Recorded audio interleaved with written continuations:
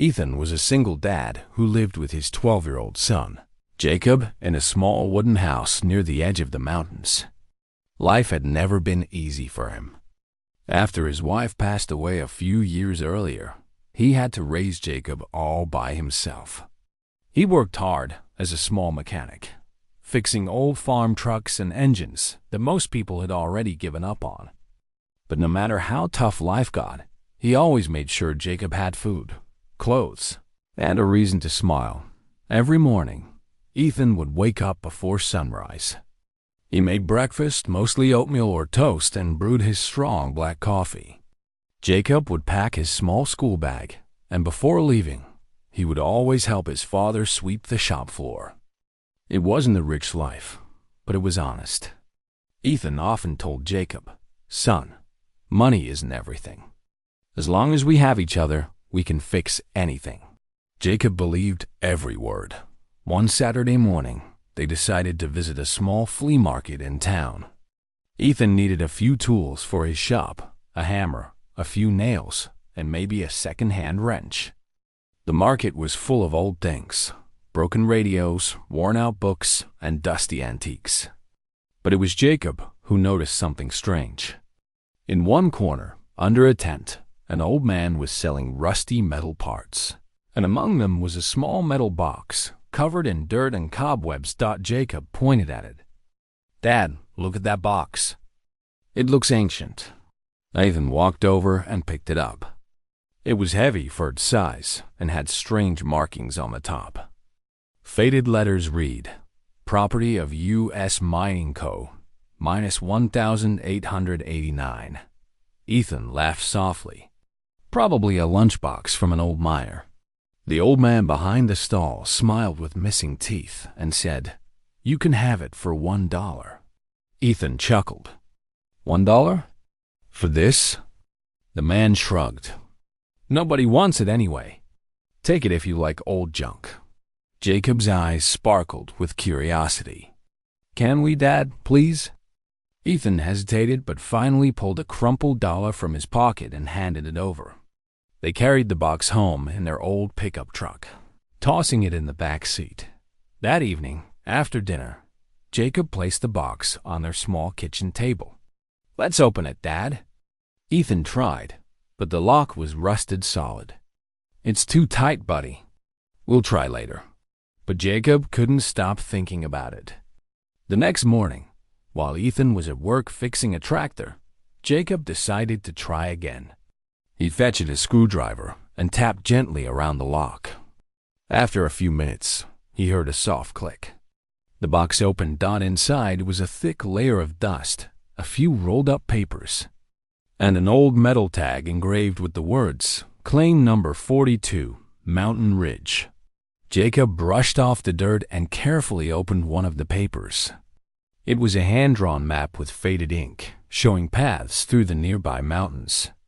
At the bottom it said, "Silver Ridge Mine, 1889. His heart started to race. When Ethan came home later that day, Jacob ran to him, shouting, "Dad, you have to see this." He spread the papers out on the table. Ethan sat down and adjusted his glasses. The drawings looked professional, not like something random. There were coordinates, notes, and markings of tunnels. The name of the old mining company was printed in the corner, and there were government seals on a few pages. Ethan stared for a long moment. "This can't be real," he whispered. But part of him knew it might be. He had heard stories from old miners about lost silver veins hidden deep in the mountains. The claim number on the tag caught his attention. It meant that the site was officially registered long ago. That night, Ethan couldn't sleep. He sat near the fireplace, the flickering light dancing across the papers. He traced the lines on the map with his finger and realized he knew that area. He had seen those ridges before while hiking years ago. The thought kept him awake until dawn. The next morning, Ethan packed a small bag, some sandwiches, a flashlight, rope, and a compass. When Jacob saw him getting ready, he said, "You're going to the mountain, aren't you?" "I'm coming too." Ethan smiled and nodded. All right, partner. But you stay close. They set off early, following the narrow trail behind their home. The morning air was cool, and the smell of pine filled the valley. Birds sang above them as they climbed higher. After hours of walking, they reached a steep ridge that matched the one on the map. There, behind a cluster of bushes, Jacob spotted something, a crack in the rock, partly covered by vines. "Dad, look! That's it!" Ethan pulled the vines away and shone his flashlight into the opening. The beam reflected off something shiny deep inside. "Let's take a look," he said, crawling in first. The passage was narrow, but stable enough to move through. Jacob followed closely behind, his heart thumping fast. Inside, the air was cool and still. The walls glimmered faintly, and when Ethan's flashlight swept across them, both of them gasped. Thin lines of silver sparkled like stars in the rock. Jacob whispered, "Dad, is that silver?" Ethan ran his hand along the stone and smiled. "It sure looks like it." They explored a little deeper, but didn't go far. It felt unsafe, with old wooden supports creaking above them. They collected a few rock samples and carefully crawled back outside. The sunlight hit their faces, and both stood there quietly for a moment. They had just found something no one had seen for over 100 years. Back home, Ethan examined the rocks under his work light. He chipped one piece open, and the silver glinted beautifully. He knew they had discovered something big, but he wanted to be sure. So, he wrapped the samples and mailed them to a local geology lab for testing. Then he hid the box, papers, and tags safely under the floorboard. 2 days later, Ethan got a call from Dr. Harris, the local geologist. "Ethan, where did you find these samples?" His voice sounded almost shocked. "That silver is pure, cleaner than anything from modern mines. It's from an untouched vein. Do you know what you have?" Ethan couldn't speak for a few seconds. His hands were trembling.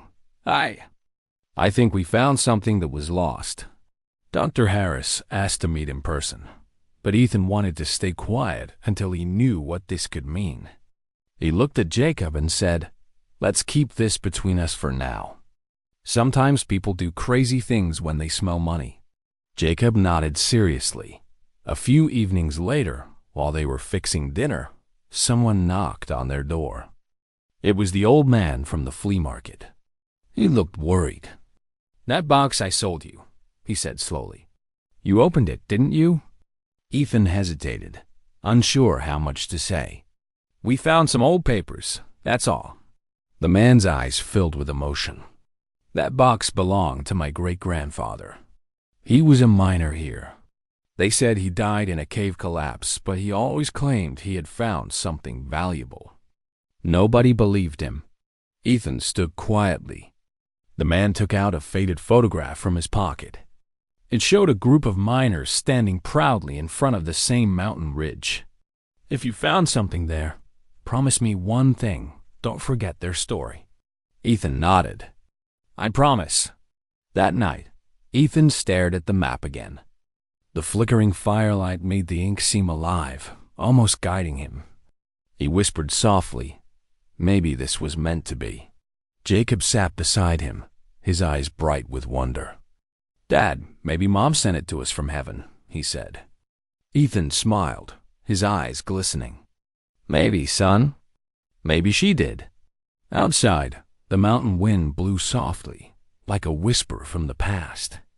Neither of them knew that the $1 box they bought from a dusty market would soon change their lives forever.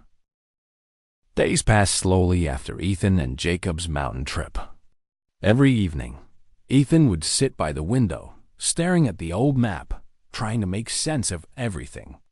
The sound of the wind outside felt different now. It was no longer just the cold mountain air. It carried a secret, one that could change their lives. A week later, a letter arrived from the geology lab. Ethan opened it carefully with shaking hands. Inside was a printed report confirming what he had hoped for. The silver content in the samples was over 90% pure. It also mentioned that the mine was part of a lost claim registered in 1889, and it had never been officially closed. That meant whoever rediscovered it could legally claim ownership. Ethan sat in silence, staring at the paper. Jacob leaned over his shoulder, reading the words out loud. "Dad, it says we can claim it. That means it's ours." Ethan smiled weakly. He didn't want to raise his son's hopes too high, but deep down, he knew it was true. That night, he called Dr. Harris, the geologist. "Doc, if this claim is real, what should I do next?" Dr. Harris replied, "You need to register it with the state mining office. You have the map, the tag, and the location. That makes you the legal discoverer." Ethan couldn't believe what he was hearing.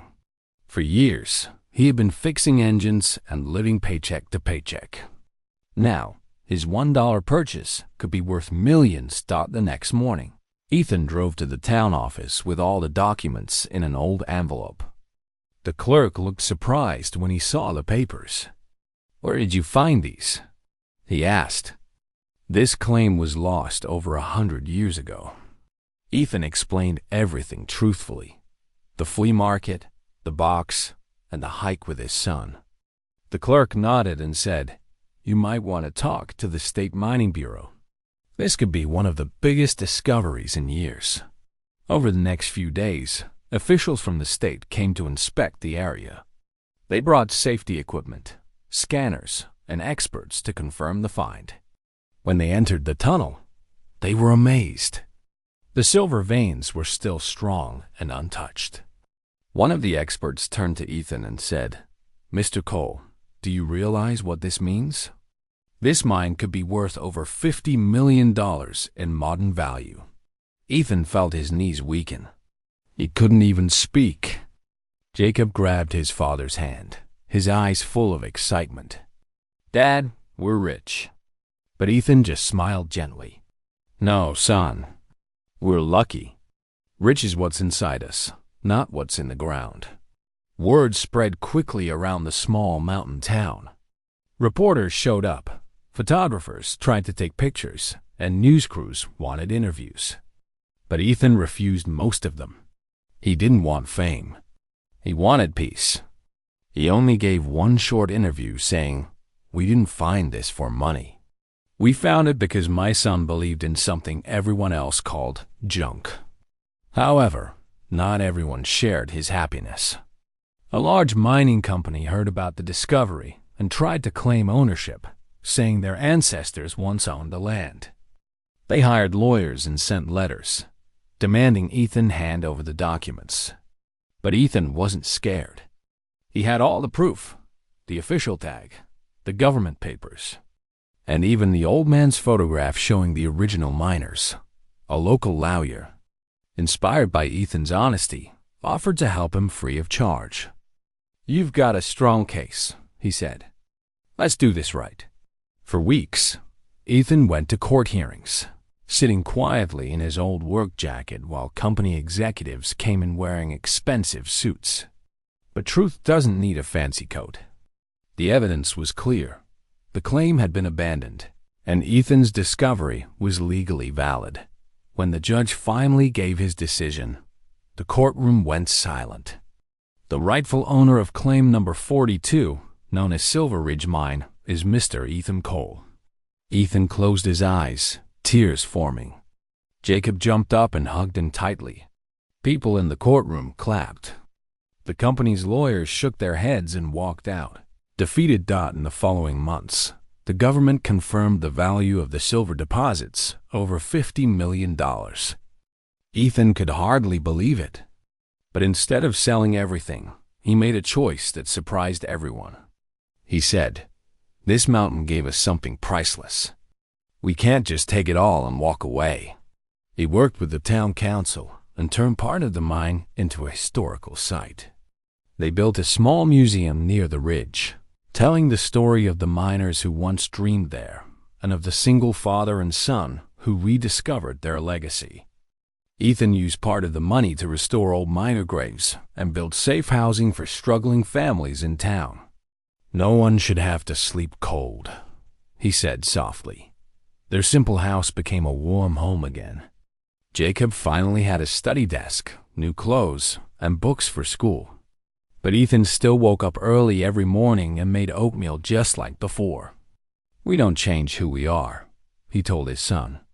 "We just learn to share what we've been given." One afternoon, months later, Ethan received a letter in the mail.